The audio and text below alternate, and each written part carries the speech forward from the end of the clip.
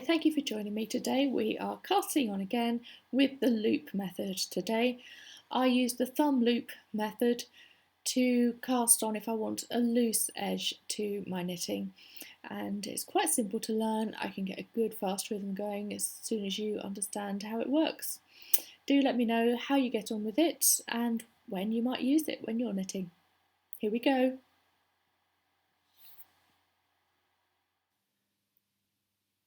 Hi everyone, we're going to cast on again today, and today we're going to use the thumb method, the thumb loop method.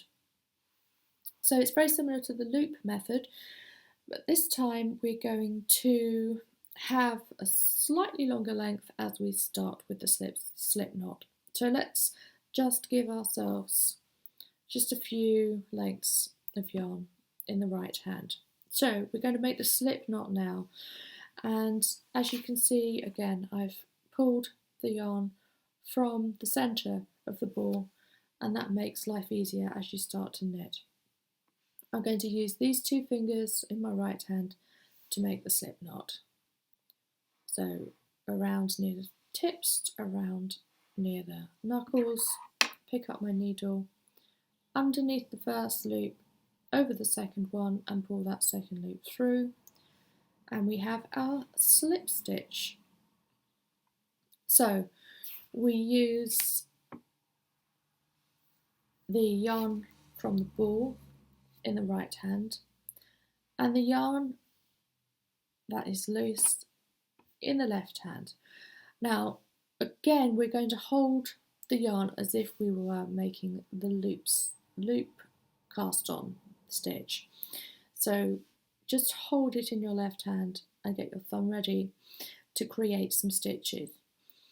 And in the right hand, I'm going to hold the yarn as I do when I'm knitting, which means I'm winding around my little finger, underneath the next two fingers and over the forefinger, which is going to be the finger that puts the yarn around the needle, like this.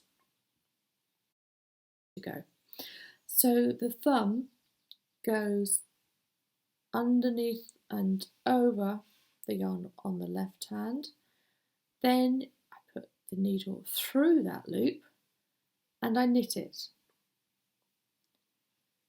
I pull that loop over and we have our first knitted stitch. I'm going to do that again. My thumb goes around, the needle goes through that loop. On the right hand, I use that yarn and I have another stitch. Around with the thumb, through with the needle, and I knit it, and I drop that stitch from the thumb. I'll just do a few more so you can watch me.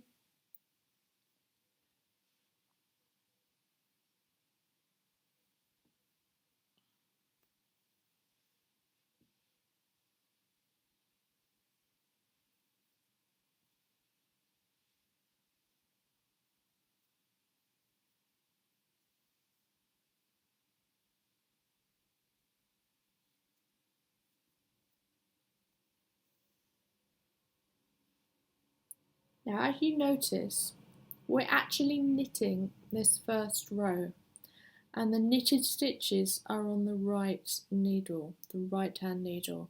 This means that it looks like a knitted row as we start knitting. So if you're a seasoned knitter, you may understand what that means. If you're creating stocking stitch, it means you'll have to purl the next row rather than knit it. And I'll show you. There you go, you can see all of the knitted stitches there. So not only have we created a stitch with the thumb loop, we've then knitted the stitch with the yarn in the right hand needle. So that's basically what we've done. We've created the loop and we've knitted the first row all in one go. That's not bad going, is it? So there we are, we have those stitches on the needle and we're ready to purl or knit the next row.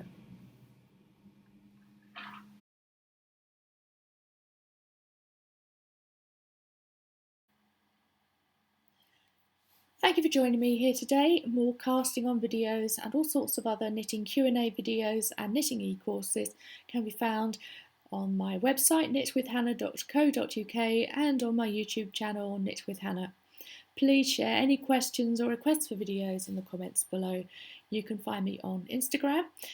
Please share anything you've been knitting lately with me, whether you're at home, out and about, all sorts of different colours and photographs I'd love to see.